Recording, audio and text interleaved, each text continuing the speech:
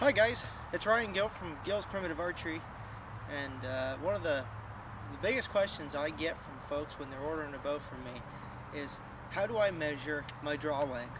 And that's a really good question for people just getting into primitive archery, even if they're making the transition from modern, fiberglass recurves or longbows into primitive archery, or even the extreme people jumping straight from compounds to primitive, or maybe you've never shot a bow before at all, but you want to know what your draw length is. The draw length is going to be measured from the back of the bow.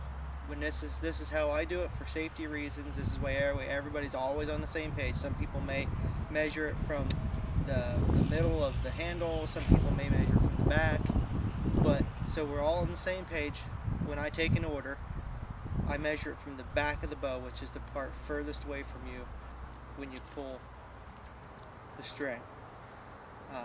Ideally, what you want to have is another bow in hand. A fiberglass longbow is a good one, or a recurve. Any of that's fine. But, sometimes you just don't have that. A compound, unfortunately, isn't going to give you a real answer because of the let-off is going to change your form completely. What you can do, if you don't have a bow to use, either go to a local archery shop that has a traditional bow, pull it, have somebody mark the draw length and measure it out. And it measures from the string or the inside of the nock of the arrow to the back of the bow. If you don't have any of these, in the worst case scenario, hold a broomstick in your hand and extend it out as if you're shooting a bow, tenders the string, and pull back as far as you think is comfortable, and you're going to measure from the corner of your mouth. That's where your anchor point should be, unless you anchor somewhere different. If that's the case, measure to there, to the back of the broomstick. If you want to be really safe, measure to the end of your knuckles, and then that gives me a little bit more room for safety.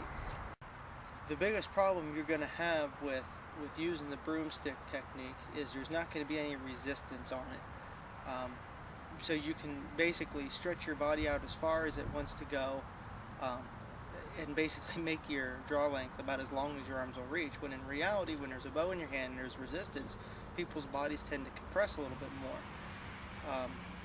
The unfortunate part is if you have to give me a draw length by doing this, I'm going to go by the maximum draw length, because that's the safest. Because remember, we're shooting wood bows, and being that they don't have any man-made backings or anything on them, they have a very specific length that they can be drawn, and they cannot be drawn further without damaging the bow or breaking the bow.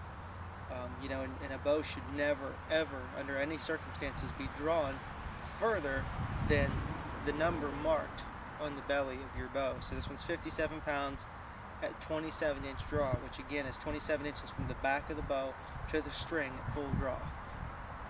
If the bow should break because it was overdrawn, which typically happens when a bow just randomly explodes, at that point there's really nothing that I can do about it. That's why it's really important that you get your accurate draw length. So,